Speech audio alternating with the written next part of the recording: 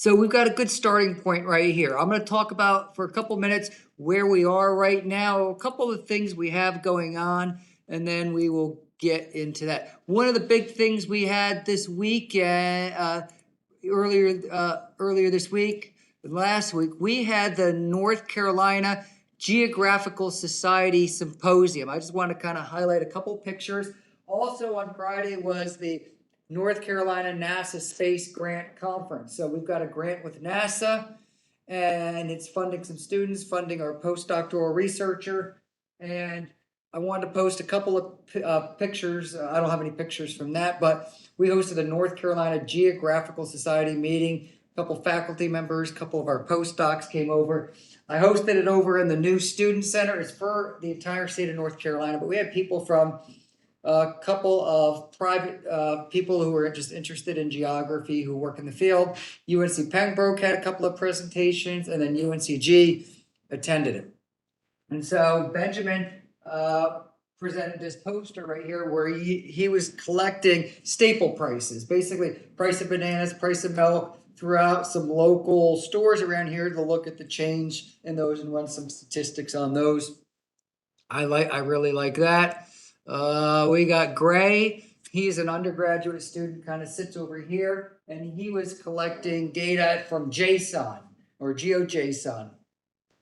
JSON, JavaScript Object Notation. Yeah, that's a way to store geographic encode, geographic data, and we brought that in. And so he was looking at different salamander species up in the Appalachians. I thought this was just kind of interesting because he was creating some of these data from scratch, and we will work on some visualization techniques to explore these.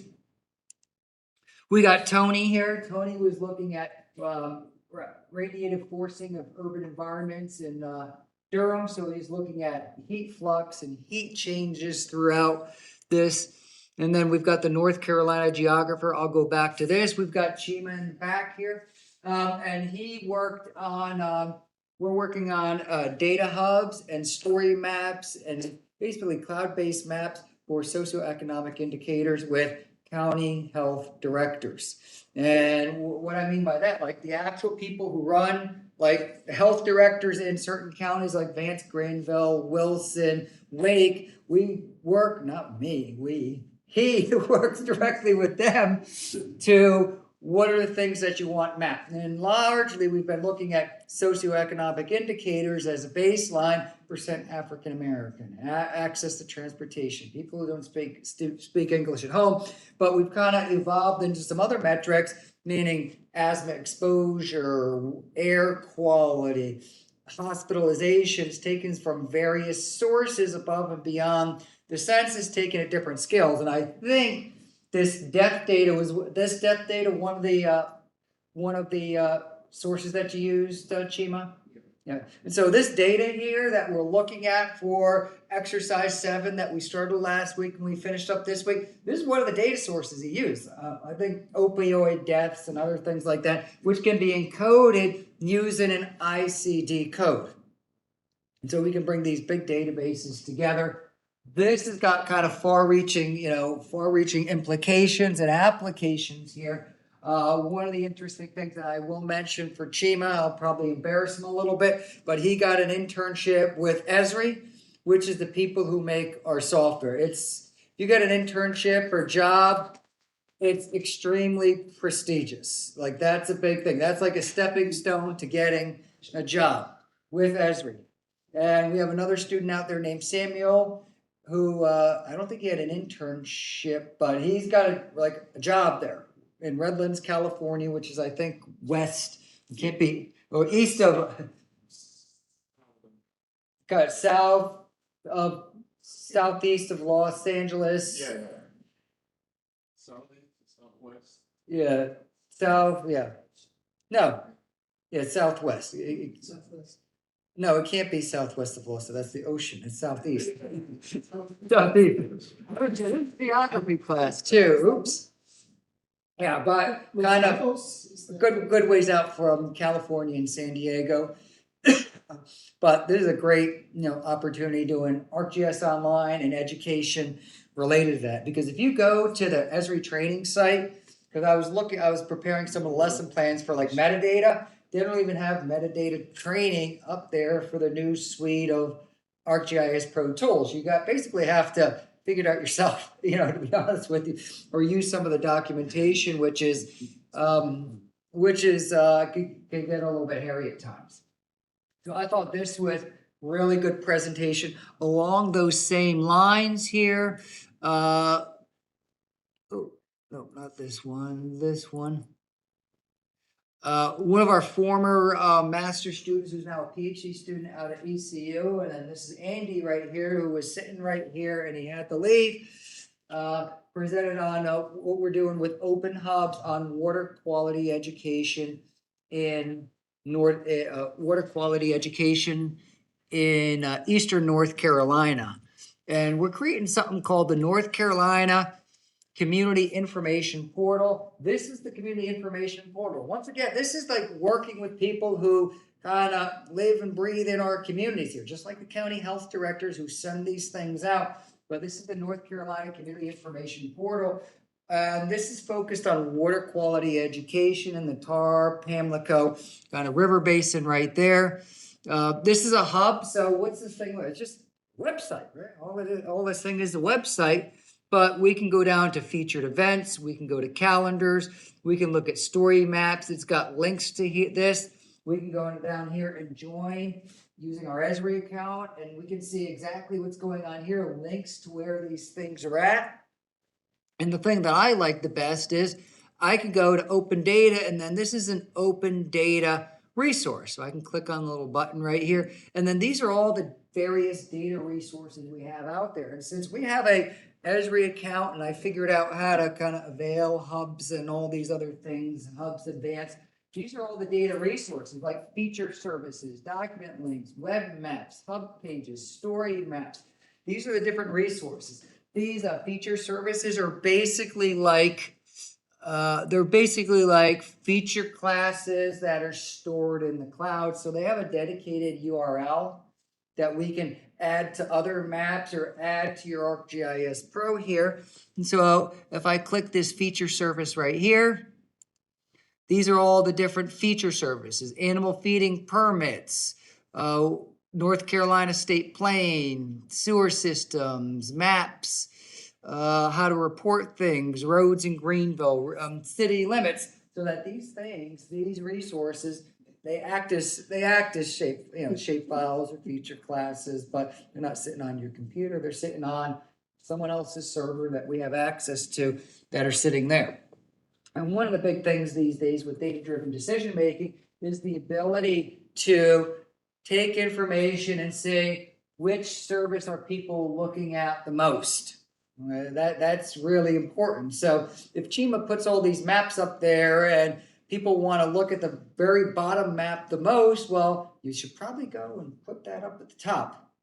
And so really to help dictate, future action, and what we could sometimes call this is feedback loops.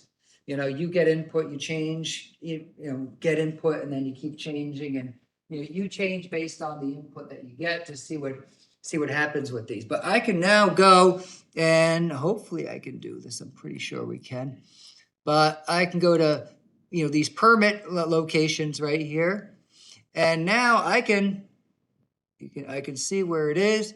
I can click on the little download button right here, and look what I've got. I've got CSV, KML, shapefile, GeoJSON.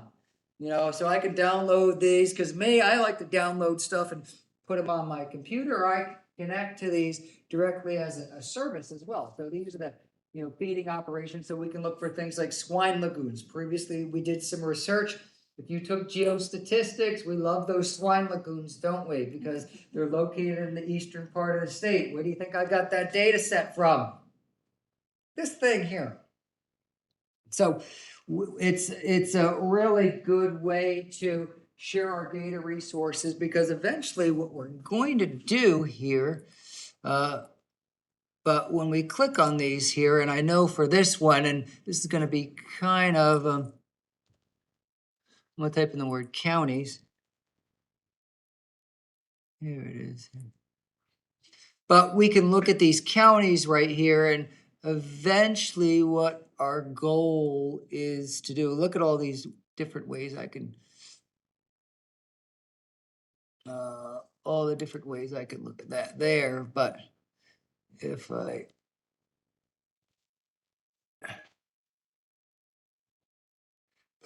we can click on this here and you can see all the information about this right here. I think we created this about 2 years ago, I guess. Wow. But we should be able to look up metadata about this. So I can click on more info, read more. You can see we can make this searchable using this abstract or description. We'll talk more about this with metadata. And so you can see this has got everything and anything about this. And then we can look at some of the tags where it's stored in ArcGIS Online as a resource. So this really kind of gets, when we talk about fair data, findable, accessible, interoperable, reusable, this reusable component is important because we don't have to go and recreate this stuff. Because at some point in time, guess what? You're going to have to go create your own data, whether it's for staple prices, the price of bananas in various stores around here that aren't easily downloadable, or some of these permit operations or whatever that are going to be explicit and specific to your research. And so to me, these things are extremely important. And in 2 weeks, we'll kind of get into that a little bit more. So today, we're going to be working on exercise number 7. Next week, we're going to work on data quality, data cleaning. What's the importance of data quality, data cleaning? And we're going to get back into Python.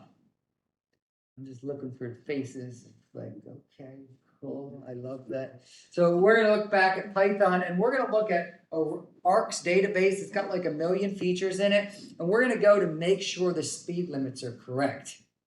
Now, you think we're going to do this by hand? No. And we're actually going to do it for a county first, and then we're going to do it for the entire state. So we can look at all the different speed limits and say, hey, are there any negative numbers in there? Are there any weird numbers in there? Let's go through and replace those and update those as we go through. If it's a negative number, that's probably incorrect. If it's got decimal points in there, it's probably incorrect. And so this gets into the idea of data cleaning and data quality so that we can run these. Because when we look at these actual data, there's a lot of mistakes with those. And then in 2 weeks, we're going to look at metadata and then look at metadata. So we'll talk about that a little bit. We're going to run a little bit of Python code so that we can extract metadata from features and just see if they're correct. Hey, how many nulls are there? We've already did that before with our null value check. And then we got the class project due on the 23rd, and undergraduate students will be done. And so when I return from the AAG conference, I'll be gone the week of the 15th. When I return from there, we'll just have a final exam for graduate students, and that's about it. And basically the final exam, I'll talk about a little more, is just going to be an encapsulation of each week. So there'll be a little bit of programming, a little bit of open science, a little bit of everything. Obviously, it's going to be open note, open book, open everything. And so, just make sure we have a good understanding, because a lot of times I see some of the same assignments submitted, but I want to make sure you know how to do the assignments, not the person helping you. And so you won't be writing big, long, robust programs, but really just kind of troubleshooting a couple of things there. It's really important to me that, we know how to do things using the resources available to us, but you being able to do it on your own as well. And I think that's what differentiates us kind of when we get into some higher level thinking and really facilitating problem solving, which is a skill that I think everyone needs to learn. Okay, so what we're looking at right here is we're sitting right here. Okay, this is where we finished up last week. I talked about some things that we could do where that I could merge all the debts for 2015, 16, 17, 18, 19, 20, 21, 22, whatever. And I think the latest data we have from the North Carolina Vital Statistics database is for 2021. And so we saw there was 122,000 individual deaths. And I can merge these together Now, one of the things when we start getting into the old data from 2011, 12, 13 is that these column names don't necessarily line up. Meaning this is called like BTH County or something like that. So these names aren't necessarily correct. And so most of the time when we're doing this analysis and making these pretty maps, it's not making the actual pretty maps. It's sitting there and messing around with the data and putting together the data for these various years. And I think one of the suggestions I had last week was if you're doing stuff from 2000 to 2021, I would do all the stuff that matches up first, like the 2001 through 2013 that has that different schema, and then the 2014 through present that has this schema, and then you only have to map the field names once. Okay, you only have to map the field names once. Because if you start matching up field names multiple times, you're going to get really confused because we're looking at about 60 different field names across death year and race, Hispanic, death month, all these other things. These names are different. So be careful with those. Data preparation is a really big important thing here. Okay, and I think it's something that's overlooked because we work in these classes and here it is, here's your data, and you can see it took us 2 hours last week just to get to this point right here. And so the first thing we have is we got zip codes, we got our deaths, and then what we did was we used our ICD codes to extract out the 887 deaths, 887 gun deaths that occurred in North Carolina. Along the way, we ran into some problems because ArcGIS Pro wanted to treat the zip code as a number. We want to treat it as a text so that we can go and join it because these are just, now we have a distribution of the gun deaths. So we can make a nice kind of bar plot right here that shows us where the average age of gun deaths. And finally, what we did was we created the text. And now I've got this frequency right here that has a map of all of the gun deaths here by zip code. And we can see some zip codes had up to 13 gun deaths within it just in 2021. Now, I won't talk too much. In geostats, we talked about like small number problem. Do you think we would want to get longer periods of time? Probably. 2017, 18, 19, 20, 21, 22, especially for some of these small population, zip codes, even though most zip codes have, on the order of thousands of people in there. There's a couple of zip codes in here that have hundreds of people that we need to kind of exclude when we do analysis, but we won't get too much into that. And so now we've got a map right here with data in this table, and we can start to do some hypothesis testing. And I think one of the things we talked about was I want to look at the relationship between urban and rural gun deaths. Which one has more? Urban? Okay, we'll figure that out here. And then we'll kind of talk about a couple of caveats on that. Now, when I use the word more, what kind of comparisons can we use? What's it? Descriptive, just total number. Hey, let's look at the total number right here. One has 200, one has 300, and that one's more. So we're not even talking about t-tests or anything like that. I know some of you want to get into t-testing. Don't worry, we will soon. We will. Okay.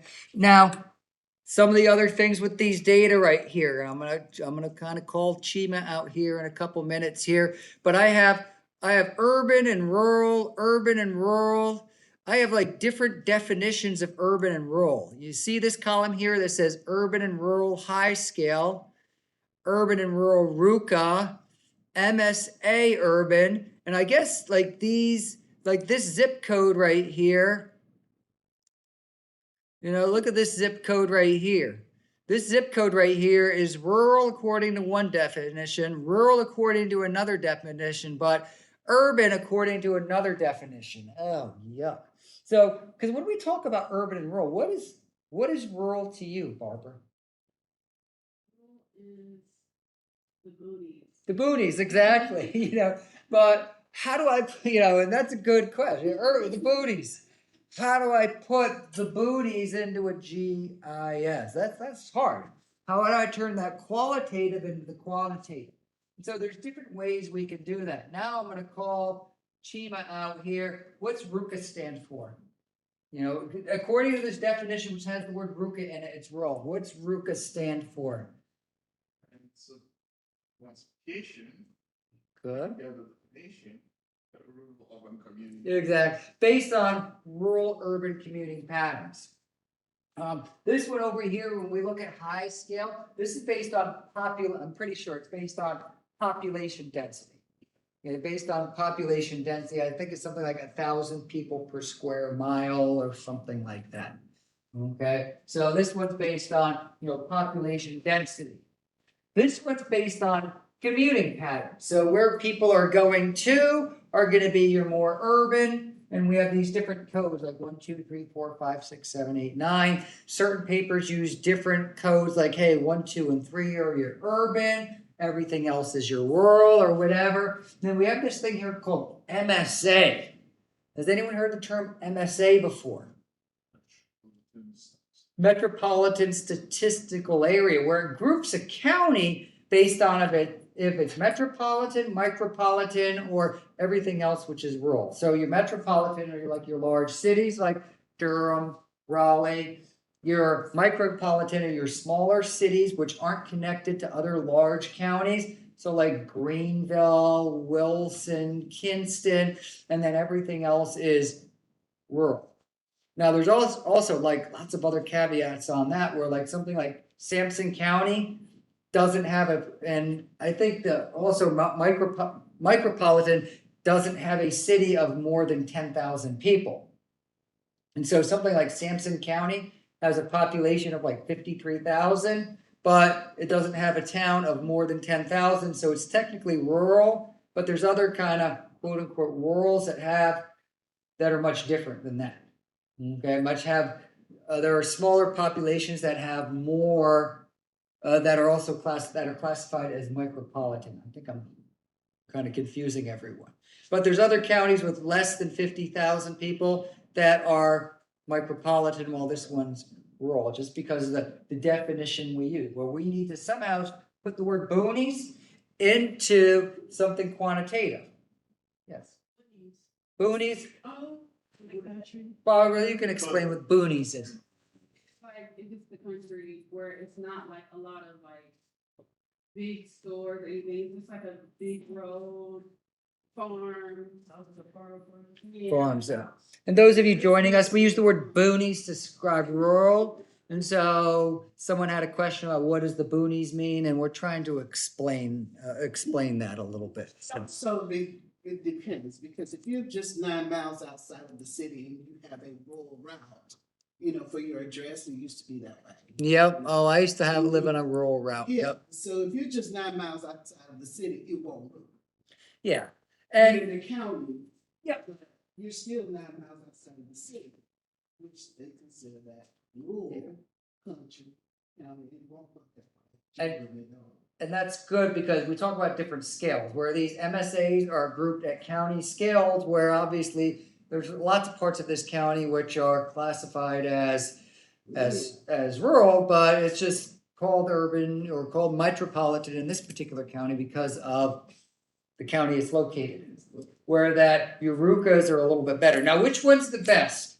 The MSA, and there's about 9 different definitions out there, but what one's the best? The county scale, the population density scale, or the commuting pattern scale? Which one's best, Chima? None? Because basically they actually based on our conclusion, it's relative. It depends on what you're trying to study, what you're trying to. Yeah, that's a good answer. I think you forgot what our answer was. But has anyone ever written a paper? Chima was alluding to a paper that we wrote. And so there are people out there, believe it or not, that go and write papers on quantitatively defining and mapping rural, a case study in North Carolina by me and a couple people over at North Carolina A&T, Dr. McGinn, and Chima was part of this when he got here a year and a half ago or so. And so what we tried to do is we tried to figure out, what's the quote unquote best way, what's the best definition of rural? And those of you who are at the North Carolina Geographical Society Symposium, I really like to get into assessment and evaluation, because a lot of times when people say, what's the best technique? I created this cool tool that does this. I got a method that does this. And most people are going to sit there and say, how are we going to assess and evaluate?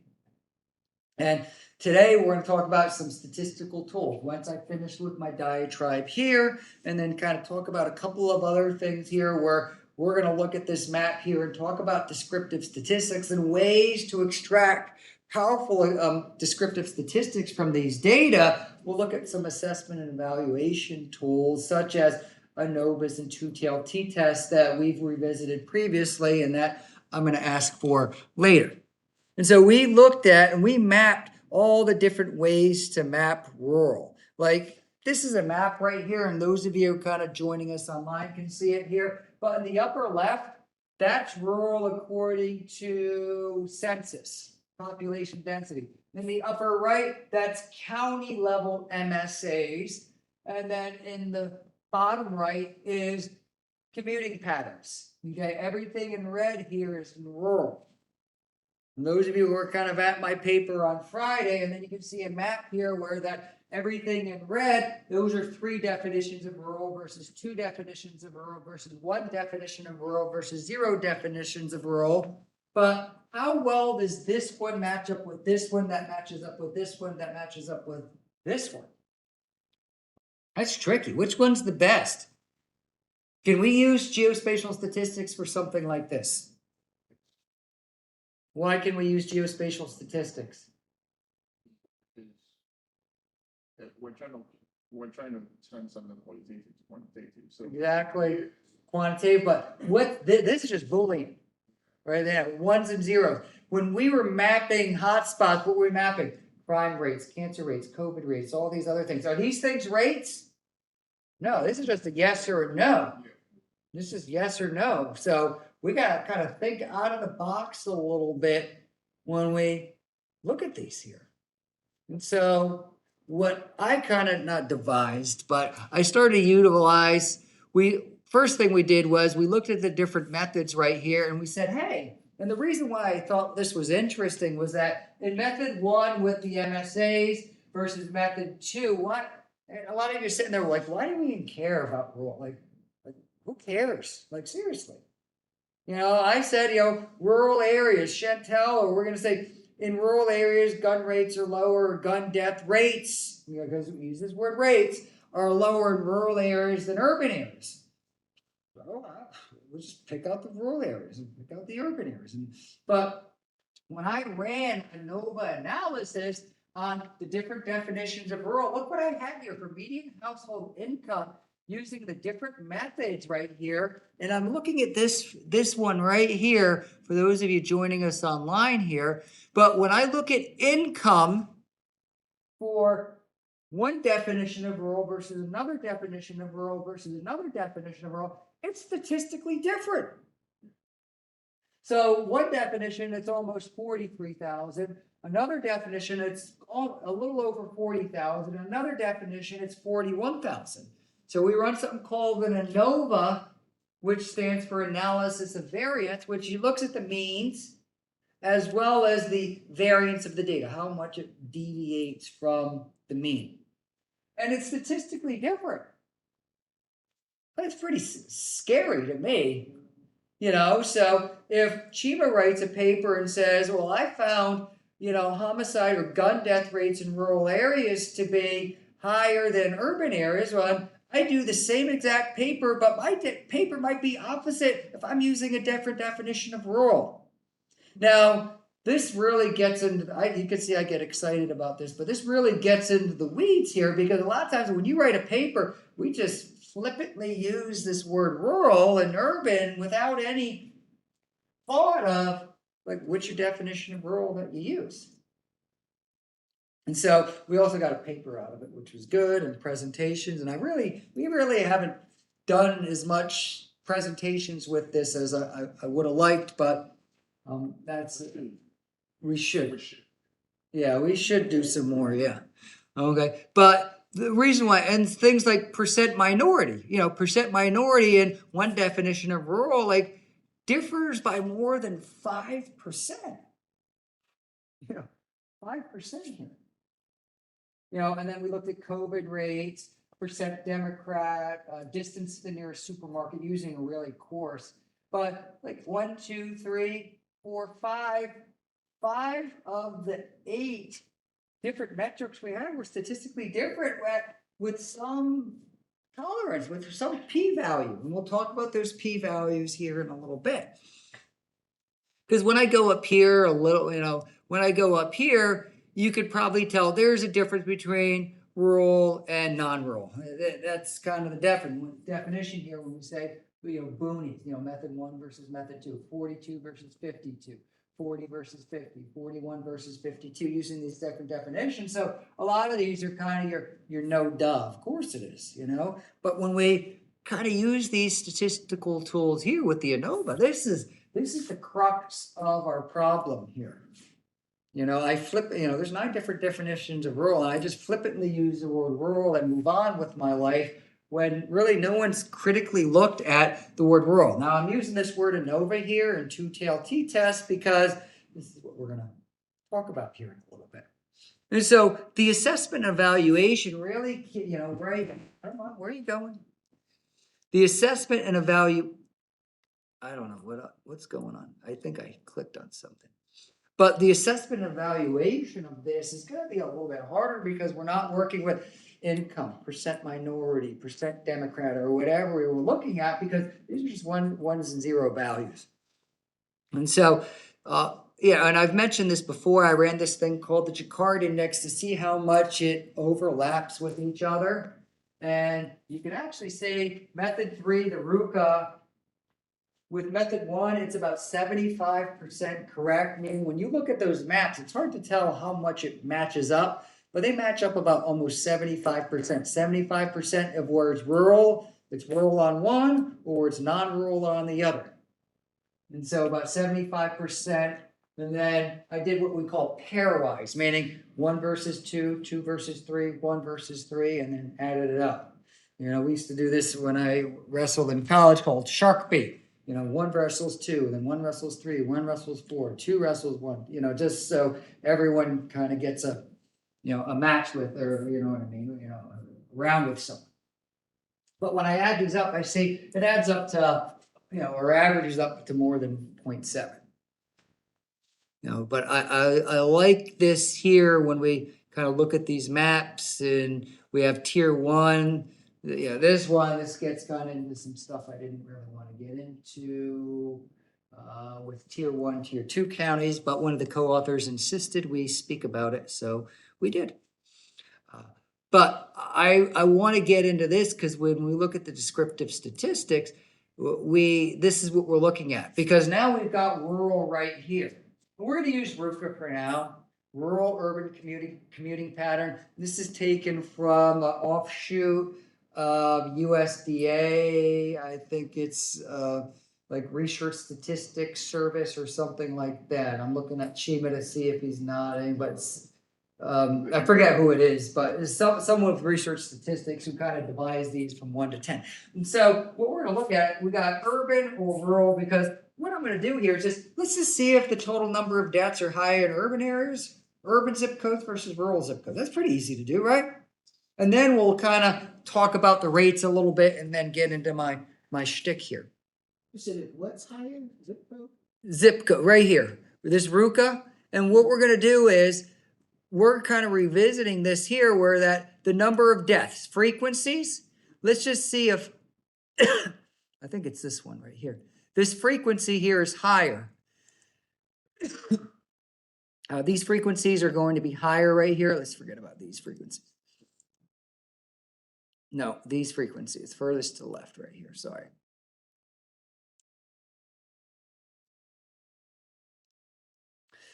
These other frequencies are some other deaths we're looking at. So these frequencies right here. Excuse me. So the furthest to the right with the median age. And so one of the things we can do with this RUCA, is there a way that we can count the number of zip codes, and while we're counting up the number of zip codes, add up the frequency? It's called Summarize. Summarize is an incredibly powerful tool that we have available to us. Now, I'm going to right mouse click. I'm going to click Summarize. Because I'm just using the word more and less. More or less. I can do that. Now, other people are going to come up and say, hey, and we got, a lot of different zip codes here, and small number problem, and normalize, and all these other things. But what I'm going to do here is I'm going to go down to frequency. And I'm going to just add them all up.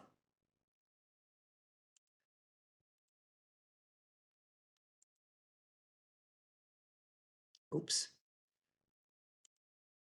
I think people know why I said oops, right? I'll do this one more time.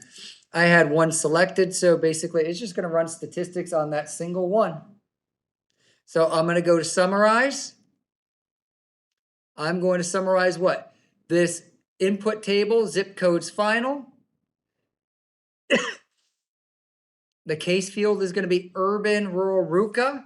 And all it's going to do, it's going to count the number of times urban appears and rural appears. And then while I'm doing that, I'm going to add up the frequency from each zip code. What do you think that number is going to add up to? If I were to add up the total, we'll think about that in a second here, because there's going to be a number that's going to circle back to us here.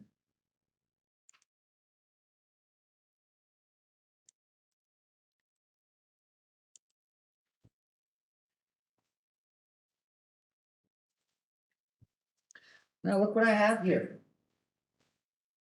There's 320 rural zip codes, 443 urban zip codes. Sum of the frequency. Some of the gun violence. Exactly, this is some. Now, what does this add up to? 839. Does that make sense? Does that number make sense? It should, yeah.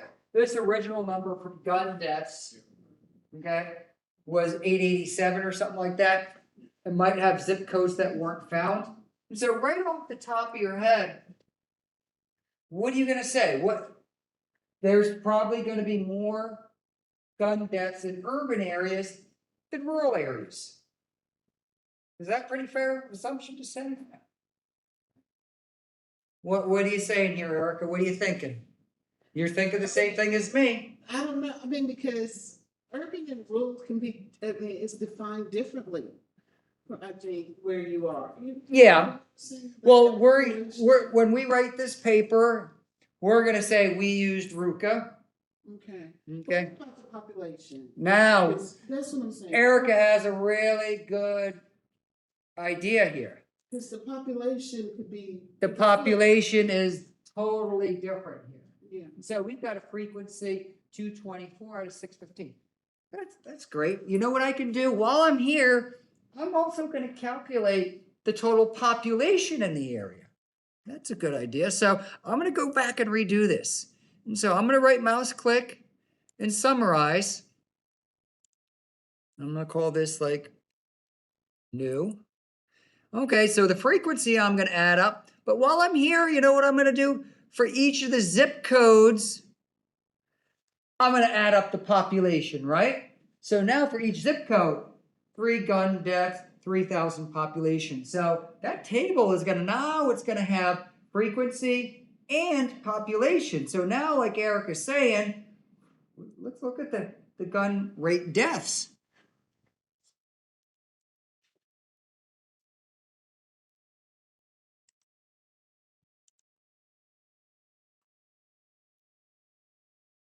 What do you see? What do you see? Tell me what you see.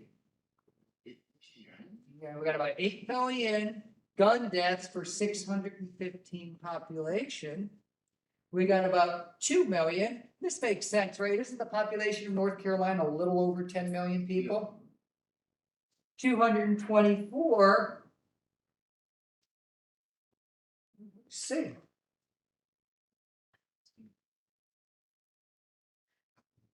It makes sense. Makes sense. Now, can we calculate the gun? Can we just do math? How about we just do some math and figure out what are the rates here? Just do a little bit of math.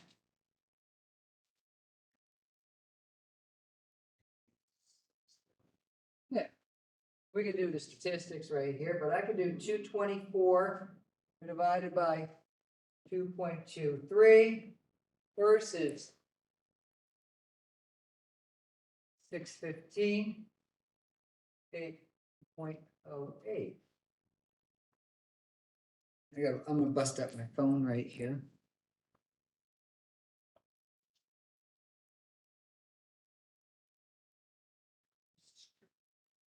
So 224 divided by 2.23 equals 100.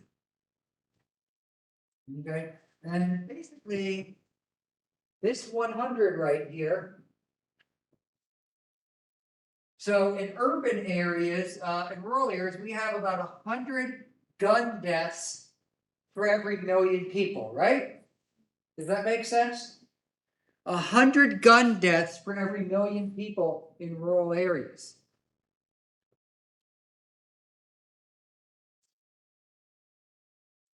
In rural areas, 615. Nope, I'm wrong. Rural areas, it's 100 gun deaths for every. Let's do the urban. Sorry about that. 615.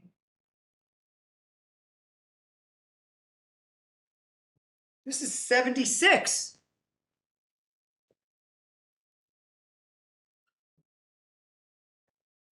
$76.11.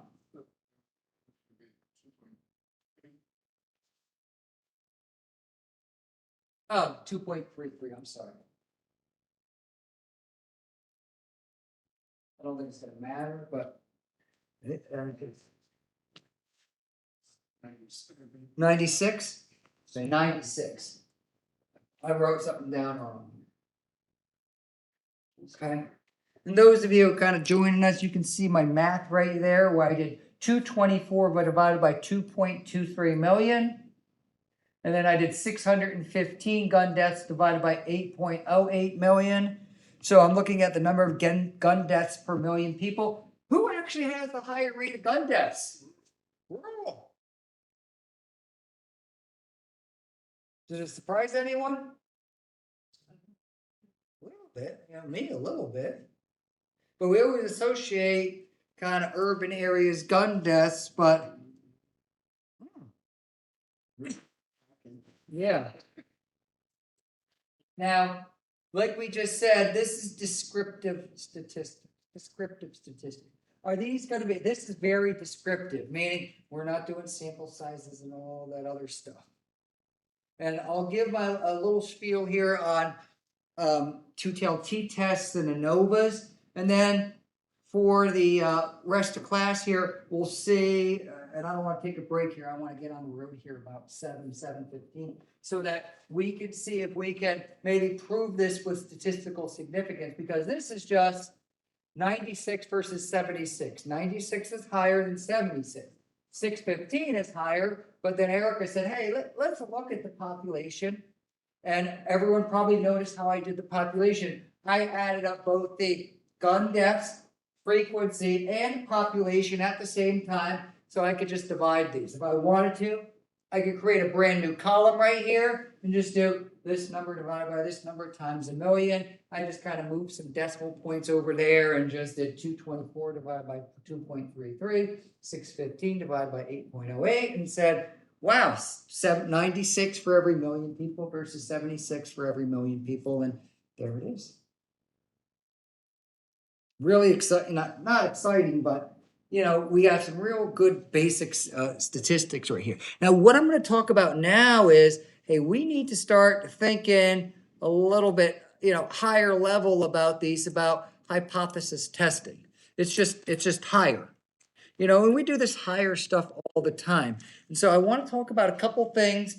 This is going to be rehashing some things for people who took my class before, but when we look at examples of two-tailed t-tests, and that's what we're going to do next with these gun deaths, Now, we probably want 2, 3, 4, 5 years worth of gun death data so we can get higher sample sizes, but what's going to happen? You're going to have a higher sample size if you're looking at things over 20 years. Well, the dynamics of certain areas have changed over 20 years so that, what was 20 years ago, this community really isn't it now. So there's a reconciliation that needs to be made between your acceptability of tolerances as well as, what specific area are you looking at?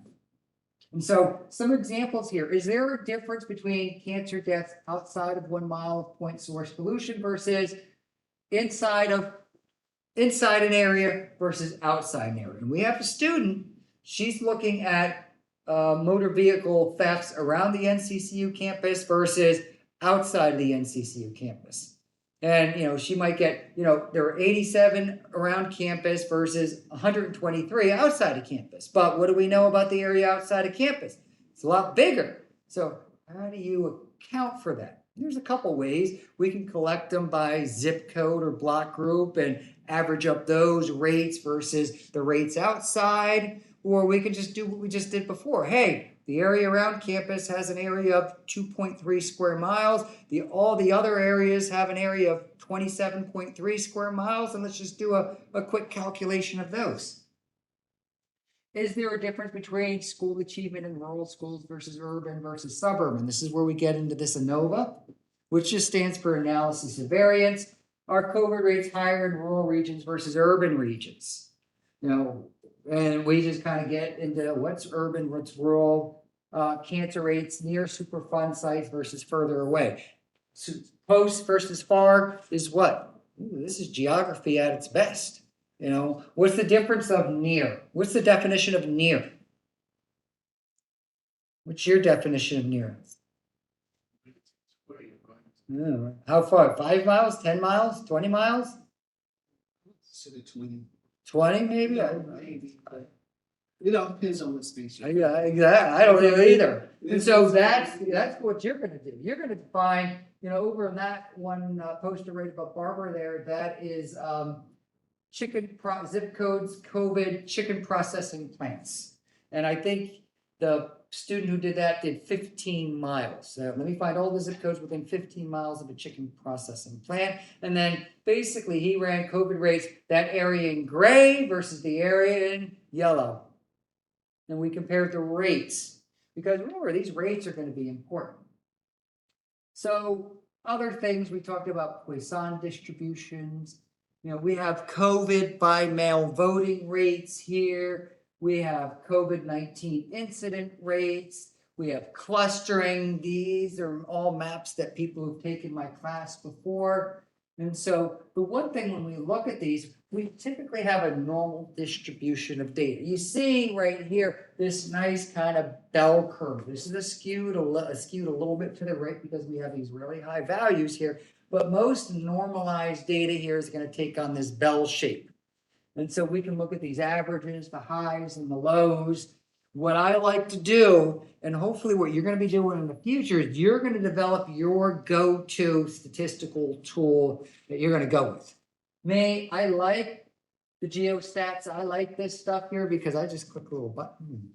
It pops up for me here. But once in a while, you're going to make a map and everything's yellow. And we haven't done that too often, but that's not a good sign if everything's yellow. There's no hot spots or cold spots. Why might there not be hot spots and cold spots? What's the definition of high? What's the definition of low? Clustering, above average, below average.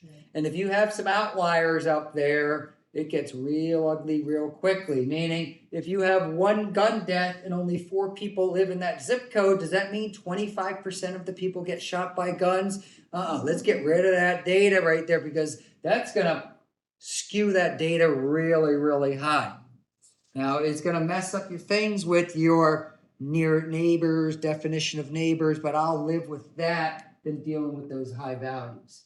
And so we've got these values here, and this is my go-to tool, two-tailed t-test, where I just say, hey, worst access, best access, and this is some food availability metric that I measured. One of the things I talked about last Friday at the Geographical Society Symposium was, hey, let me look to see how these areas in red compared to the areas in green. Areas in red have the worst access to food or availability to food using one of these metrics. There's tons of different metrics right here. We won't get into the rabbit holes on those.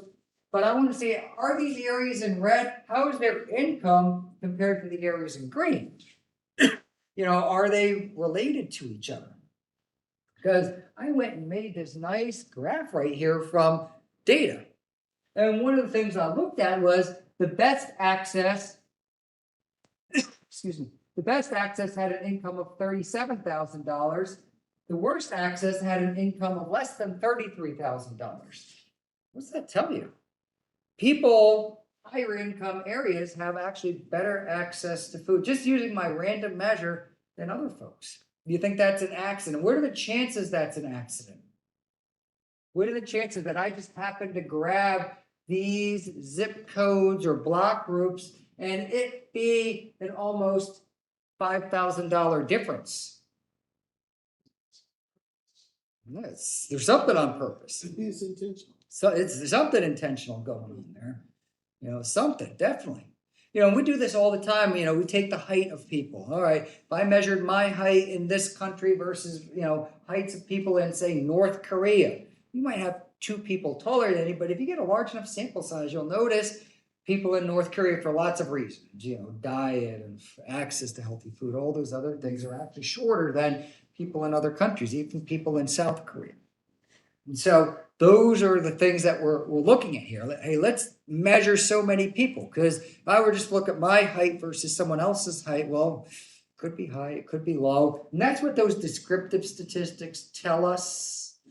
So we might have anomalies right there, but we can look at bigger differences. What are the chances that these are that different? We'll see. And so we can look at the means. Here we have voting rates. Minority zip codes, 8%. Majority zip codes, 10% by mail. Is there a difference? 10.5% versus 8%, or versus by mail voting rates. Are people in marginalized communities getting access to by mail voting resources if they don't want to show up? Or are they just saying, sorry, you can't vote? And this was from some voting work that we did previously. So we have hypothesis testing, because for this exercise, for exercise 7, you're going to develop your own hypothesis. It might just be gun deaths are higher in urban areas and rural areas. I got a couple nice little graphs here. Here you go.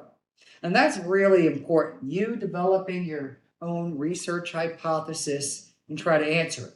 The one thing about me and my class and me as a research advisor is that if you get something that doesn't agree with your research hypothesis, as long as you use sound statistical methods, I don't want to say don't care, but you figured out those 2 phenomena or 3 or whatever phenomena aren't related to each other. That's an answer to the question that it's okay. Where I think a lot of times people try to fit kind of square pegs into round holes or whatever in terms of, all right, I need to increase my radius from 5 miles to 10 miles. All right, my research hypothesis wasn't proven. Let me change it to 12.5 miles so that I can get my two-tailed t-test to work. Or let me get it to 50 miles so I get my two-tailed t-test to work. And so as long as we're consistent with our definitions, especially with the things that are variable, like near versus far versus rural, we can, I can live with those things. Okay, I have no problem with that. And it's also important you think up research hypotheses, because if you look at the project, if you look at exercise 7, I've given a research hypothesis for someone who comes to me and says, I don't know what I want to do. Okay. And a lot of times, and Dr. McGinn and I were kind of joking this morning about, running into some people at UNCG last week, and they're still not done. Like, it's been like 10 years and they're still not done with their PhD. Like, and Seamus kind of just shaking his head a little bit, and that's a long time to work on your PhD. And you know why? Over at UNCG, they probably have 20, 30 people in their program, and these students come in with these big grandiose ideas, and Advisor like, yeah, cool, go do it. And when they come back to them, they're like, well, you didn't do what you said you're gonna do. You didn't, you're not solving the water problem in Bangladesh. I'm sorry, keep working. You know what I mean? Keep working. Okay, come back in 2 more years if you've solved the water problem in Bangladesh. Cool. Come back, please.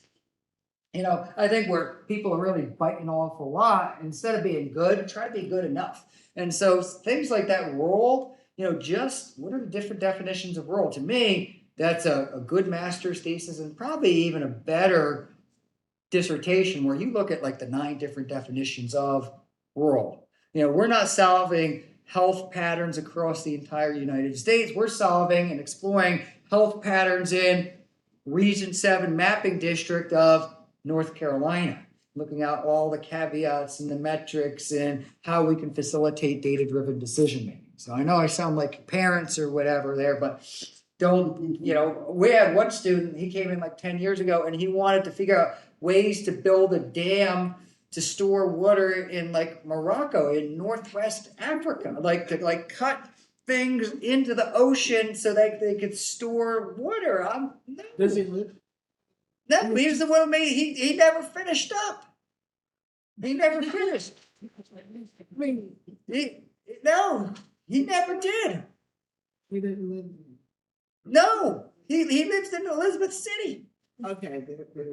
But he just had this really, and he probably took a class with Dr. Bang or something like that, and not atmospheric dynamics, like, oh, we've got reservoirs of water and transpiration and all this stuff. And, oh, cool. Let me see if I can build giant lakes in the Sahara Desert. And no, don't do that.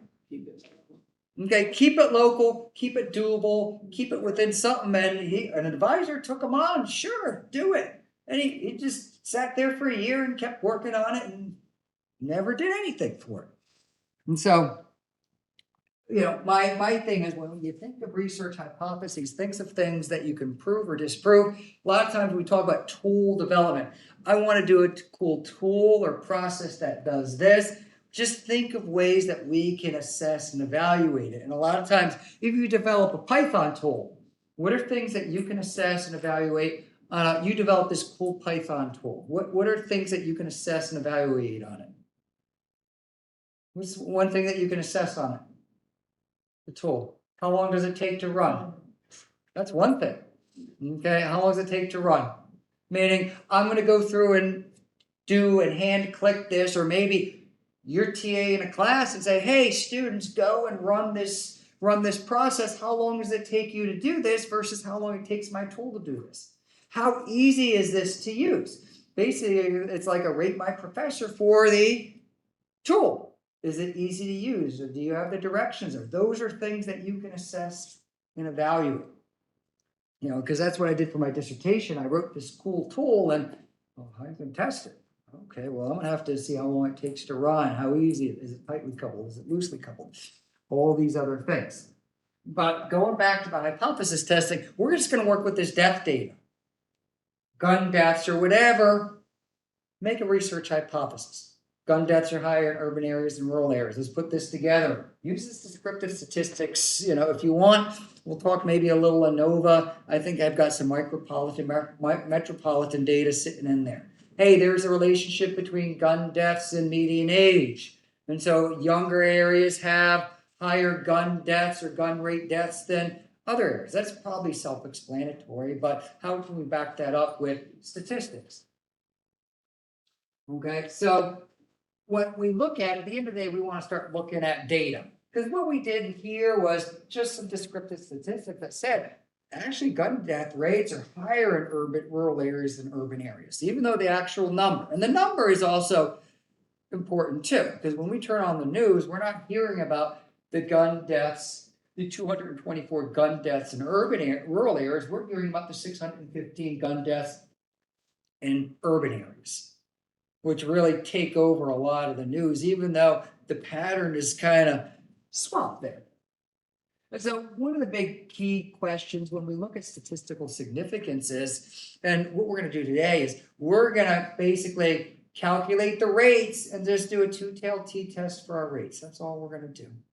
And we can talk about those a little bit. I've got some examples of those here from our class, but I probably won't get too much into the two-tailed t-test today because I want us to be able to extract something meaningful. Where that, hey, I want to go extract cancer deaths.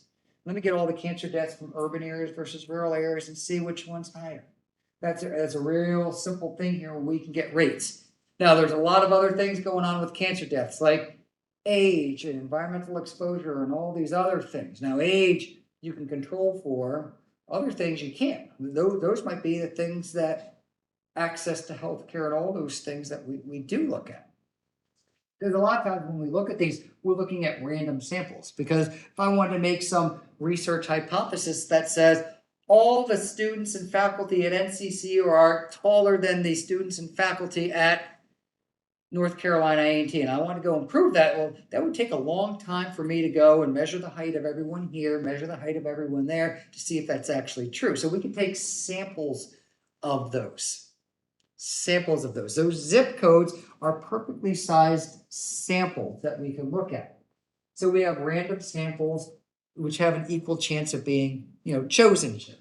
And a lot of times when we create surveys, they're actually not random. There's not random chance right there. These days, when you take a survey, where do you take surveys on? This thing. Take it on this thing. Does everyone have one of these things?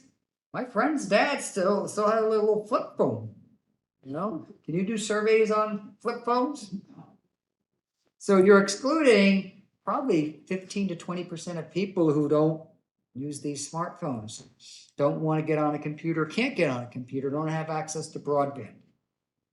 And so those are some things to think about. We're not going to think about those today because, like I said before, it doesn't represent a representative sample. Because what we're going to do is, and I'll probably just do the two-tailed t-test example here, and then we'll kind of break. Because it could be unlucky that we have these. If I pick 50 people, I might happen to pick 50 really tall people on the NCCU campus and 50 shorter people at NCA&T campus. But there's going to be an assumption, a valid assumption, and a goodwill approach to this randomness. And so a lot of times what I've seen on other committees before, and probably not from the students, is that, all right, I better change my buffer size so that my research hypothesis is true, that, hey, the areas within 10 miles of a chicken processing plant have higher COVID rates. 10 miles didn't work. I better go out to 15 miles. I better go out to 17.5. I better go out to 20 miles until I get what get what works for me. Does everyone understand what we're doing or why people do that? Because eventually you're going to have something where it works.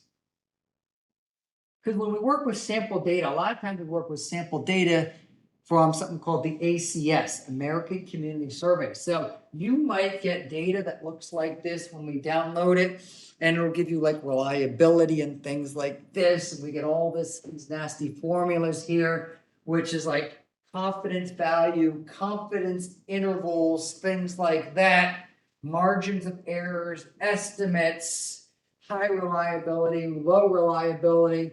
And so what I have here, and this is my go-to, is a two-tailed t-test. This is what it is. Okay? Where I say the average height on NCCU campus is the average height on A&T campus. And we circle back to this best access, poor access. And Erica kind of shook her head right there where I said, if the population means are the same, what are the chances I have an $8,500 difference between income from the best access to food versus the worst access to food? What are the chances I just grabbed 80 block groups versus another 80 block groups? I had this much of a difference. Chances are really small. Really, really something. And all that means is we don't know what's going on, but we know something is going on. Like Erica alluded to, something's going on there. Hey, these low-income areas right here, we don't want to put food there to begin with, so forget them. We'll put it where the high-income areas are. And so it's going to further exacerbate marginalized populations. Meaning you're going to have to travel further to food, and I bet you these are going to be folks who have less access to transportation. I think this paper was on rural areas. And so in rural areas, if you don't have access to transportation, what are you relying on? What's that? Yeah, your legs, which is, unfeasible in rural areas, ride shares, which are too costly, because public transportation, which is, largely unavailable. And, if you can't afford a car, don't have a car, you're probably not relying on ride share, which at the end of the day, you need one of these Yeah. to use. I think that there's been some really neat papers on like the cost of being poor. Okay, what are all these problems you run into? You don't have a car, you lose your insurance, and my kid lapsed her insurance for like 3 days, and I gotta pay like $150. Yeah, $150. Now to me, like, all right, I'm annoyed about it, but like for her, that's like days work. A day's work for her. Just because she wanted to go, try to get some new insurance. Okay. Well, you gotta get the new insurance first before you drop it. That's hard to tell 19. Yeah, he doesn't get the room. So, Shopping. yeah. So what we see is, and when we look at the two-tailed t-test, this is my go-to tool. Most of my papers, just that rural paper that we just looked at, uses the two-tailed t-test and use the ANOVA a little bit more. The ANOVA was a little bit more of the essential tenet of it, is that when I look at a normal distribution of the best access and the worst access, how close are the means to each other? How close are these curves to each other? If these curves are far enough apart, then I can say, yes, they're statistically different. They're far enough apart. But basically, that's all we're doing. These means are really close to each other. And these could be X values, whatever, these could be in dollars or whatever we are there. Those of you who've taken geostats, X and Y could be dollars, minutes, miles, years, or whatever. It's not X and Y that we traditionally saw in class. We got nasty formulas here that calculate these, but this is average, the value, sample size, I forget what this square root of n is, variance maybe? Does that sound right? Sure, variance, because it has to do with the variance of the values. So if we're dealing with data that varies a great amount, you're going to have a lower margin of error here. And when we run these things, we get these things called p-values right here. And those of you kind of joining us right here, we get these p-values right here. We get these p-values right here. This p-value says, what are the chances these two numbers aren't equal to each other? The lower, the quote-unquote better, meaning that low value means there's about a 2% chance that if I were to just pick 11 block groups, that these averages would be that much different. Okay, so something else is going on here. Definitely something else is going on. This is one tail, this is two tails. So we'll focus on this tail difference. We'll look at this one here. So there's about a 4% chance that when I grab 10 of these or 11 of these, we're going to have that much of a difference. Okay, when I do one tail t-test, I make authoritative statements like one is greater than or less than, as opposed to just statistically different. Because I can make statements that say lower access areas have lower incomes, where I could really focus on that one-tailed t-test. But it's highly unlikely the means are equal due to random chance, so we accept the null hypothesis. They're statistically different. Something else is going on there besides random chance. Okay, I just grab, there might be a chance, there's probably a 4% chance that I grab 11 block groups and they have that much of a difference. A couple other things here. And so like I said here, I want to see how far apart these are. These things are far enough apart for the best access and the worst access. I can say that they are statistically different. Now, I have Excel to kind of go through and do this for me here. Okay, we can reject the null hypothesis. This is going to give you things like z-statistics. I won't get into z-scores and things like that, but we have Excel that gives us this. But there's a lot of ways that we can say this. They're statistically significant, statistically different, significant at the 95% level. Numbers like this, the higher numbers here, and I'll go back here, these numbers are higher, that means these numbers are the same. You might want to prove that. Hey, we want to say, hey, there's no difference between the death rates within this point source pollution versus outside point source pollution. This point source, this area that people think are point source pollution, it has nothing to do, it doesn't impact the cancer rates around it versus further away. So it goes in both directions. So we have examples of like non-significant results here. You know, our best access versus our worst access. There's no difference between these. Yeah, we can't say these. There's a lot of ways we can say these, but anything less than 0.001 means that we're 99.9% confidence that these numbers. But typically with research, you know, anything less than 0.1 or anything greater than 90% statistically different is good for us. Even though we might get something that says 0.17, I wouldn't highlight that in research because, well, they don't like it. And so this is an example of a table that we've looked at before. This is our by mail voting rates where Dr. McGinn and I made this assumption in our thesis statement that said areas with high COVID rates have high by mail rates, meaning if there's a lot of COVID, you're going to mail in your, you're going to mail in your ballot instead of showing up at the poll. And so we did high cohorts and low cohorts. We just sorted them, but I want to focus on this one right here where we looked at the hot spots. So we looked at the COVID-19 hot spots. We looked at the COVID-19 cold spots. So high values surrounded by other high values, low values surrounded by other low values. And in the hot spots, the by mail rates were 8.32 versus 12.47. And so there were 163 hot spots that I compared to 154 hot spots. And when I averaged them all up, the average was 12.47 versus 8.32.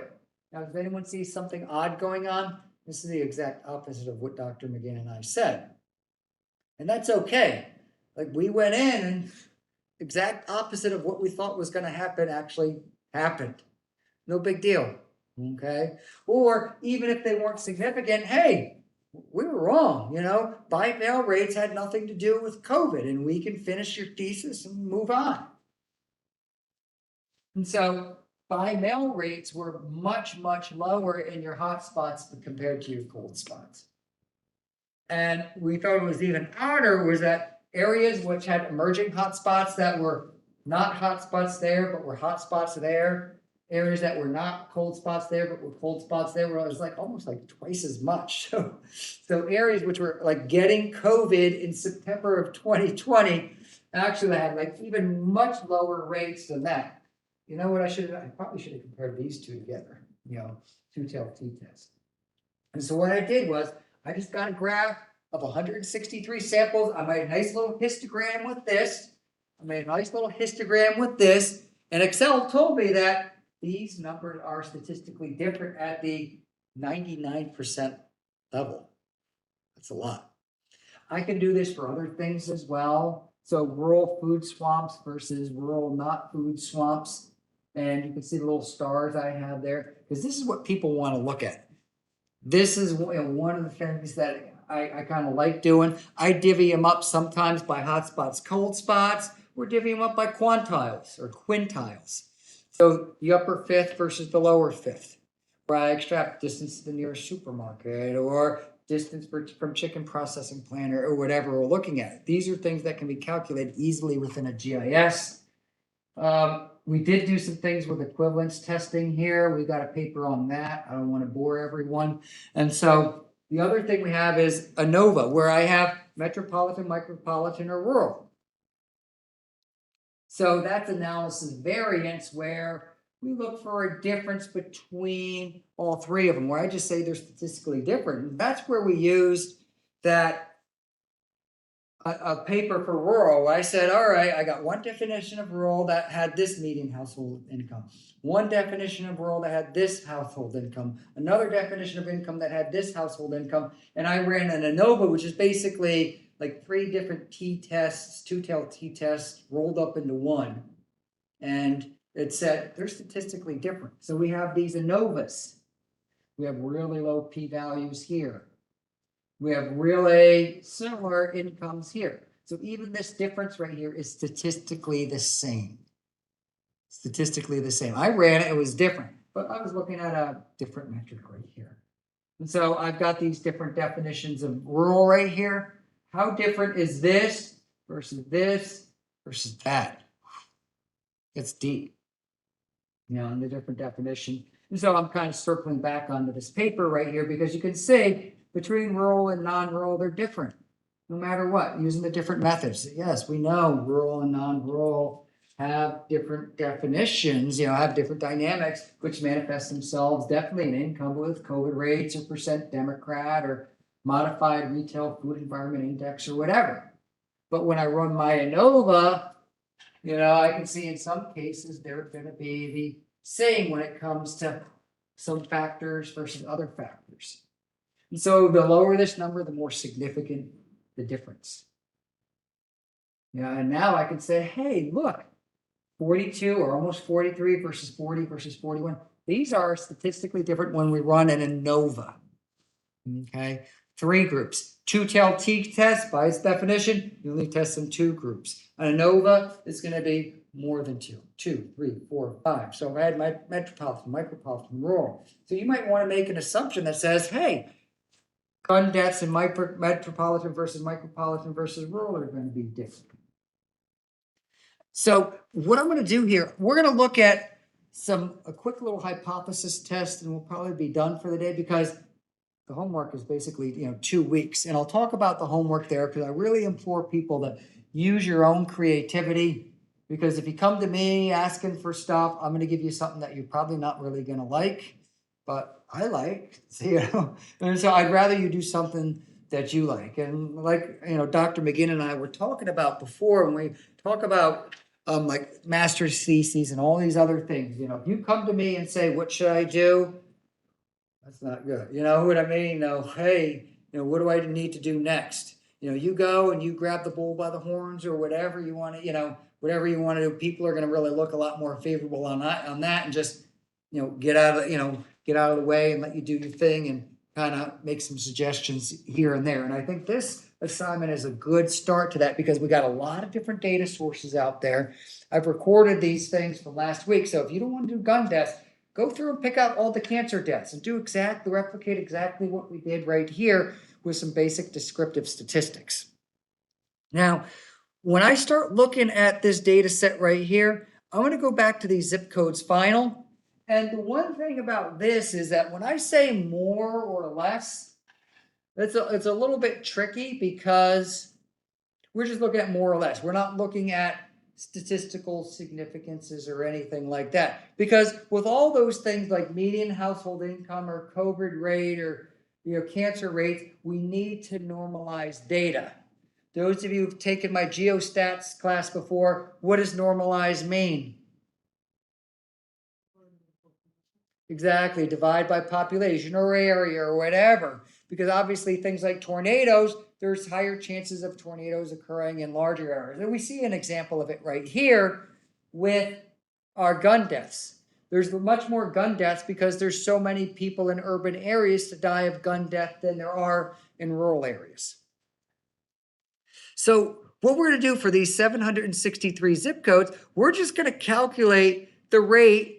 And then once again, we're going to go back to this urban, rural, RUCA pattern and look at the differences there. Kind of run a little bit more robust analysis above and beyond our descriptive statistics to see if we can prove or disprove the statement, because it looks like we already disproved it, but maybe we can back it up with some more robust statistics, or if we need to, hey, we need to get a couple more years worth of stuff, because I think, and those of you, we only got 788 gun deaths right here. We only have 763 zip codes. We're looking at like an average of 1 gun death per zip code. So you're gonna run into a lot of problems here. Okay, in addition, we can run the cluster analysis right here. If we were to run hotspots, where do you think these hotspots are gonna occur? Right here in Southeast North Carolina, just even on the raw data themselves, right? We don't even worrying about the rates yet, but look at in this area in Southeast North Carolina, based on my frequency, a lot of gun deaths right there. So when we run our hotspots, now if you want to learn hotspots, take my geostats class. So yeah, but those also group data based on statistical significances. These will be probably a little skewed because of some of these really high values and because these data are not normalized. So the one thing I do want to calculate is the gun death rate. I want to create a brand new column. So I'm going to go right here under my 3 dots and I go to Fields View. And I'm just going to go all the way to the bottom. I'm going to create a new field. What do we want to call it? Yeah, exactly. Gun death rate. The data type, short, long, float, double. What do you say? I'll go double. Why double? Because we've got decimals. When we start calculating rates and dividing by big ugly numbers, we're going to have things happen. Okay? What does short and long mean? Does anyone remember short and long? Short and long integers. Ooh. And so we'll only have values like 0, 1, 2, 3, 4, 5. Why do we store stuff as integers? Why do we even have integers? Things like Pop 2013, right? We don't need decimals for those. And the reason why we pick those out, reason why we have those options, because it's the amount of space that we allocate to store these. So double, you need more ones and zeros to store that big number than it does to store an integer. Okay, and then I'm just going to have this as numeric. I'll just have this as numeric. I could do decimal places and all that other good stuff right here. And I'm going to right mouse click, standalone table, and I'm going to click save. There should be a save button up here, right? Come on. Fields. Okay, save.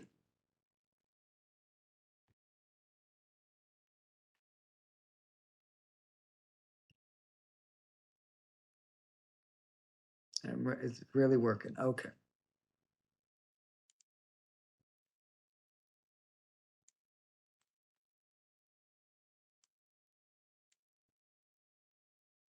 All right, so I got gun death rate.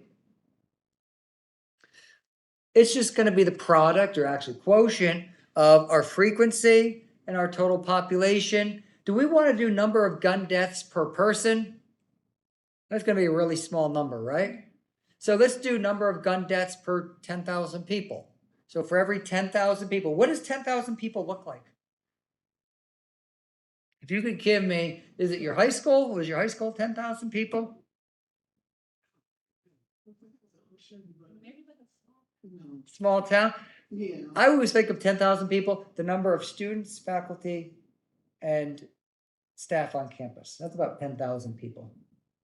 So about 10. So for this group of us in this community here, how many of them get murdered by guns? You know, for lack of a better term. Okay, so I'm going to do calculate field. So all I'm going to do is what? I'm going to do 10,000 times, how do we calculate the rate? This thing down here called frequency divided by, there's a field up here called total population current year. Okay. So it's really, oops, sorry. I want everyone to be able to see this here. It's basically frequency divided by population. It's like density, but I moved the decimal point over 5 places because I don't want really, really tiny numbers. I don't want like 0.00034. I want 3.4 for every 10,000. I don't think we're going to have any that are 3.4. We better not. It's like one for every 300 people or 3,000 people. Okay, so I just calculated, so 10,000, just moving the decimal point over four places. Frequency divided by total population. Frequency was the field that we created from that join week ago, long time ago.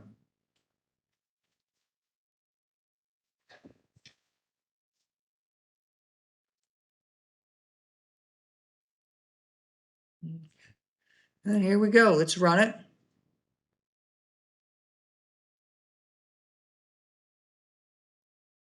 Uh-oh, what happened?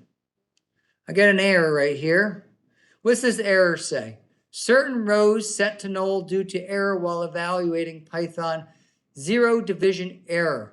Do you think there are any zip codes that have a population of 0? Probably 1 or 2 around in Fort Bragg. So what happens when you divide something by 0?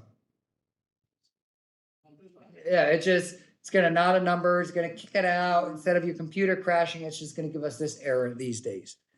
Populations around Fort Bragg, we theorize. No, in Fort Bragg. Fort Bragg might have its own zip code. Oh, okay. Yeah. I get it. So look at here. Now look what we have here. We got one that's 11. 11 for every 10,000 people. Now you notice right here, it's green. It's green here, so it didn't really pop before. But what can you tell me about this one that only has frequency 3? Probably has a really small population. So if it has small population, what's that going to do to the rate? Make it go up. And we probably have a few nulls right here. If I really want to highlight these nulls, these are the null population ones. I don't even know where they are. Oh, okay. There's one over in Durham here. I don't know why. Oh, Duke University Hospital has its own zip code. Yeah, it has its own zip code, and it probably has a population of 0 because no one permanently lives there. Okay, I don't want to kind of get into the weeds on those there. But when I clear it, and now when I look at this right here, if I look at, say, some statistics, you know, we got our gun death rates right there.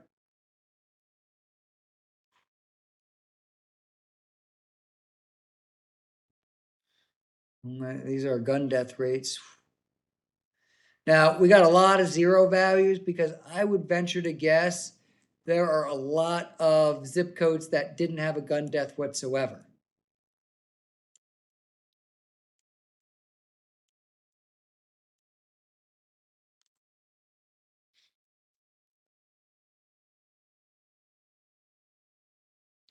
And real quickly, let's just run a quick little RUCA right here. Not a quick little RUCA, but we'll run some statistics right here.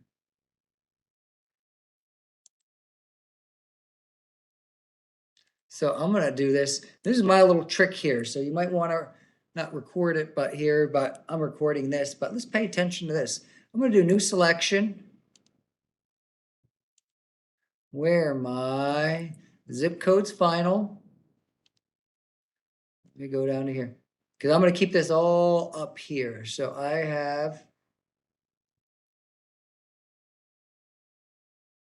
MSA, RUCA. RUCA is equal to rural. So I've got 320. Now when I right mouse click and click on statistics, look what it gives me right here. And I'm going to click on properties.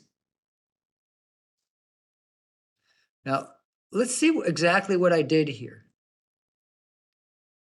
My selection has an average of 0.8, and my count is 319. Let's look at this right here. Let's see if we can get some idea as to what we're going to look at here. Okay.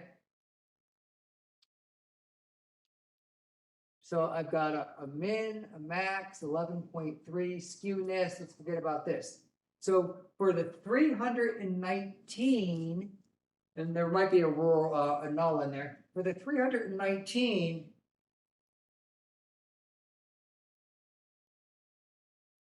zip codes, the selection, all the rurals are 0.8. Right? All the rurals are 0.8.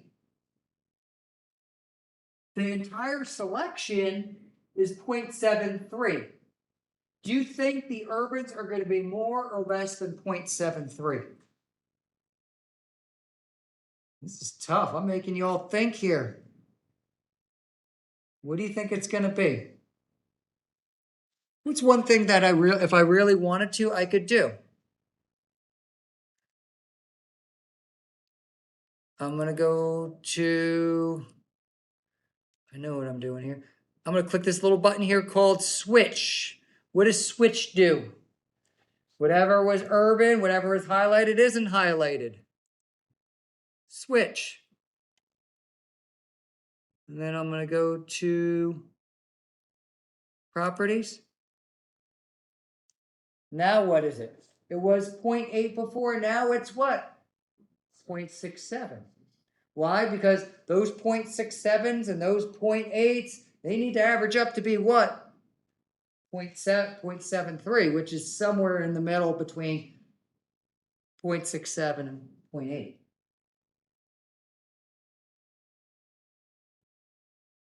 So even here we can say that.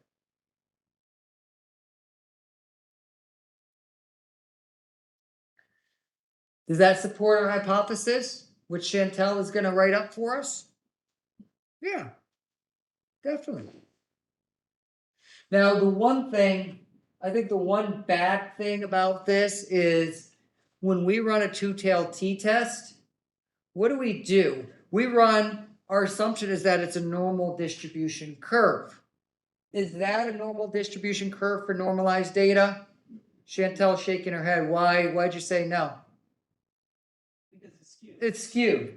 Why do you think, why does anyone, you joining us here, why do you think it's skewed so much? Small number. Small number. We got a lot of zeros. A lot of zeros averaged in there. We got some 11s, 10s, but we got a whole lot of zeros. What's a way that we could get rid of all those zeros? Just kick them out. Kick them out? What's a better way? Because those zeros really mean no one was killed there over the past year. What's another way we can get rid of those zeros? Remove the data. Let's think of something where we're not removing data but doing the opposite. Oh, adding years. Adding years, exactly. Let's go get more years. Let's get 5 years worth of data. We're probably going from 300 zeros to 50 zeros. And I think, even though I can definitely see the difference right here. And I could run my two-tailed t-test with this. I just know that when I run my two-tailed t-test, I'm going to have some really skewed stuff. Meaning those 3 homicides, gun death, they might have been in one incident. And then all the other years are zeros. And so getting longer periods of time, hey, let's get the last 5 years. Now, I can get the last 5 years by downloading that data and just merging it with that table we brought in. Merge, merge, merge, merge, merge. I think that's 4 merges, right? Merge them all together. Those column names should line up and do exactly what we went and did last week. So now, a week ago, we're downloading stuff off the internet. Now we're saying gun deaths in rural areas actually occur at a higher rate than gun deaths in urban areas. Okay, and I won't get too much. I probably won't talk too much about implementing the two-tailed t-test. Those of you who took geostats should know how to run it. We can just copy this stuff into Excel. Copy it into Excel, run the little test right there. I think we're pretty comfortable doing that. But those of you kind of looking at this, I wouldn't worry too much about those. Now, I'm kind of done here. I want to talk about the assignment. Because I get excited about assignments like this because I want you all to kind of think of your own research ideas. What is something that really interests you? What interests Eric Clinton? What interests Caitlin or whoever else is joining us here? What interests Ariel? Really think about what is it that interests you? Maybe probably from this gun death data, because we've already curated a lot of it here. Okay? Whether we're maybe looking at gun deaths or the average age that people died at. Because remember, we went through and averaged up the age at which gunshot deaths occurred at for North Carolina. And we saw it was like significantly lower, even though the age of gunshot victims ranged from 2 up to like 99 or something like that. But 2 and 99, those are descriptive metrics. Chima used the word descriptive metrics. What are other descriptive metrics out there?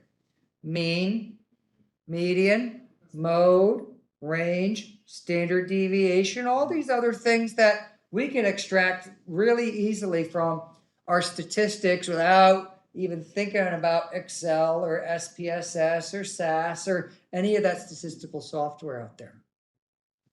You know, people love to look at graphs, love to look at charts, love averages without talking about statistical significances. Now, you're writing your research paper, you're writing a paper, yeah, we'll probably have to get into those. And I did talk about the ANOVA and the two-tailed t-test. Because in this case, our two t-tail is one's for the rural gun death rates versus the urban gun death rates. Those are your two your two tails related to those. We don't need to sort or anything like that. Now, some of the neat things we could do with that is, hey, let me look at all the 0 values versus all the gun death value, anything over 5. Is there a difference between age, race, income between these high gun death rates versus these low gun death rates? Okay, Chantel's nodding her head. Probably there's something with those. And we can kind of flip the script and saying, hey, with these high gun death rates, there were, 72 rural versus 33 rural with the other end, which further perpetuate our research hypothesis. Just another way of kind of reinforcing our hypotheses. So, all right, so exercise 7 here. Using the skills learned over the last couple weeks, develop just a simple research hypothesis, prove it using the techniques in a short 1 to 1.5 page single space synopsis. What we tried to do here is look at gun death rates for 2021 versus the vital statistics days. Just include a big data source. Now, our big data only has 122,000 records, but you start putting together those records for 10 years, we're looking at 1 million records. Million records, ArcGIS Pro, million records it's happy with. Excel doesn't like 1 million records. And so most of the work that you do for your research is going to be data preparation, downloading data, making sure it lines up. I got a lot of null values. And next week, we're going to get into cleaning data, meaning people are typing in like negative speed limits. What's a negative speed limit going to do to your phone and your directions when you type that in? It's like going to literally have you go backwards. And so we're going to look at another really big spatial database next week within the confines of ArcGIS Pro and look at that. But even though I use the word big data here, it's not necessarily big. But last week we did go and download some of the data from the North Carolina voter registration database. So you can download all the registered voters and map them by zip code and even down to address for the entire state. We can see what you voted for, your registered voter, what your voter affiliation is, all that stuff. Now, most of your work, instead of making the pretty red and blue maps, is going to be actually downloading the individual data, geocoding, spatial joins, all that other stuff that I think we've learned in bits and pieces in this class. Okay, so basically what you want to do for this paper, it's just a short little paper, is what's a short introduction? What's the problem statement? Maybe a general statistics. Hey, there were 20,000 gun deaths in the last year in the United States. This is a pressing concern. Your research hypothesis. And if you look at modules, you'll notice my research papers, especially my more recent papers over the last 3 or 4 years, in bold or italics where they allow you. Some journals don't allow you to put bold and italics in there. But where I was allowed to, I put my research hypothesis right there. And then at the end, in my conclusions, I put the bullet points that show, did you prove or did you disprove it? And so just a short little research hypothesis that said exploration of gun deaths. Gun violent deaths occur more in urban areas compared to rural areas. More, yes. Higher frequency, no. Exploration of socio-demographics of suicide deaths in North Carolina. Hey, we have all the suicides for 2021. What are the ages and races of those? You know, we had 1,000 suicides, 700 males, 300 females. Maybe it's different than what I thought. So we can when we run a summarize, what are we going to do? We're going to do a frequency on the males and females, average age of those. So instead of extracting out gun deaths like we did using the appropriate ICD code, we'll extract out suicides. Okay? And just run some general statistics. Hey, there were 1,200 suicides. You know, this many males, this many females, this was the average age. I'd be happy to look at that. You could put together a page and a half of that and build on that for a master's thesis or a dissertation from there. That paper right there, that poster up there of chicken processing, that student did that for my geostats class, turned it into their master's thesis. Very simple. You know, he wasn't off building giant lakes in Morocco, or, you know what I mean, or anything like that. You know, I had a whole nother student. I paid him $1,500 a month to do metadata analysis, a metadata standard for the state of North Carolina. You and we're going to be looking at that standard in 2 weeks in this class, and we're going to be assessing it using Python. But he wanted to do something totally different for his master's project. And so maybe Barbara or Chantel, and I think Chima's looking at these, and maybe Erica getting some ideas. Hey, I could just utilize this stuff here to kind of build upon my thesis and dissertation and use this as a stepping stone for bigger and better things. Right, or whatever you want to do here. I know you're going in a couple different directions with the environmental. Something that actually Okay. ties in. Because I was thinking with the environmental stuff, we were looking at the deaths, yeah. Because even some of the cancer deaths. Where'd you get your data from and what did you conclude? You know? And people who can't think of anything, what we're gonna say here, due to the noxious elements around cities, lung cancer death rates are higher in urban areas compared to rural areas for 2021. So if you need to come to me and say, I don't know what to do on like Friday afternoon, this is what you're gonna do, okay? Now, for the 122 deaths, any of the deaths from the ICD code that starts with the letter C, that's cancer. So all that documentation I provided for you on ICD codes and all that other stuff, anything that starts with the letter C is a cancer death. Can you query out stuff that starts with the letter C? You bet you can. You're gonna give me anything that starts with that letter M. We did this last week. Give me X74, X75, X76, or whatever those gun deaths were. I think there were 92, 93, 94, 95, something like that. Those particular codes. Okay. And those of you who want to do this for your project, I would love you taking us through the process of doing this. I would love to know the difference between what is X92 versus X93 versus X94 versus X95 mean in ICD codes, because I just look at the stupid thing that Massachusetts gave me and I just queer them all up. But maybe there's a difference between those.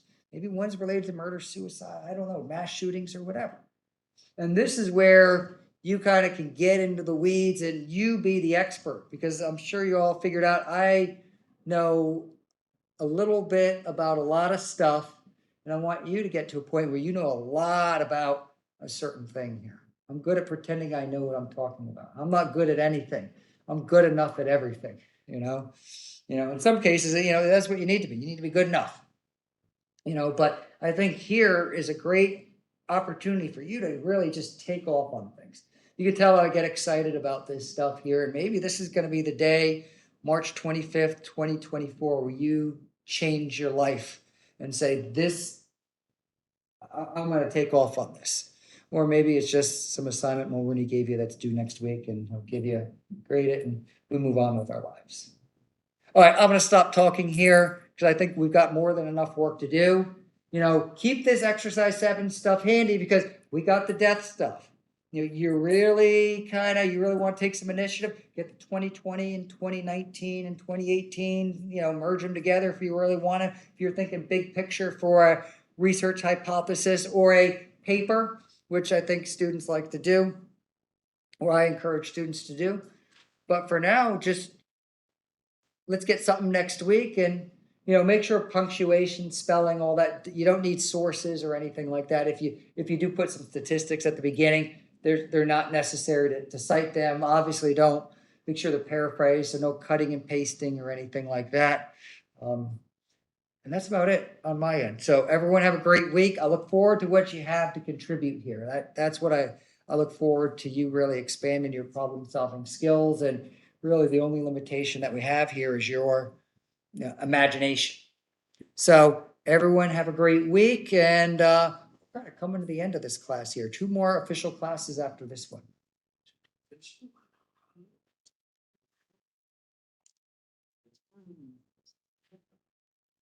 you have any other classes that you offer? You want do just geostats, no grad level ones right now because I think I'm going to be doing this class and geostats in the fall. So we do take an intro level like GIS. It's like we do take like a because you've been forced to learn GIS, but we do have a GIS class, but I'm not sure when it's going to be offered again because there's only one of me, you know, and I got to teach one, you know, and unless we can kind of talk someone else into teaching it, but I don't think you want to take it with someone else. So. Maybe you do. I don't know. Was that talk me into it? Chima, yes. We would like to have him do that sometime, but it's hard to teach it's difficult to have graduate students teach graduate classes. It's difficult enough to have them teach undergraduate classes. So. All right, well, I'll see everyone later. See you, Andy. Nice job on Friday, Benjamin. You did a great job. It was good seeing you Friday, Michael. And we should be good to go. I'm going to turn it off, and that's about it.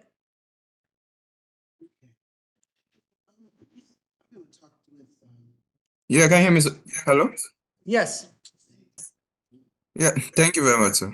Okay, see you later. Have a good week. Yeah, thank you, sir. See you.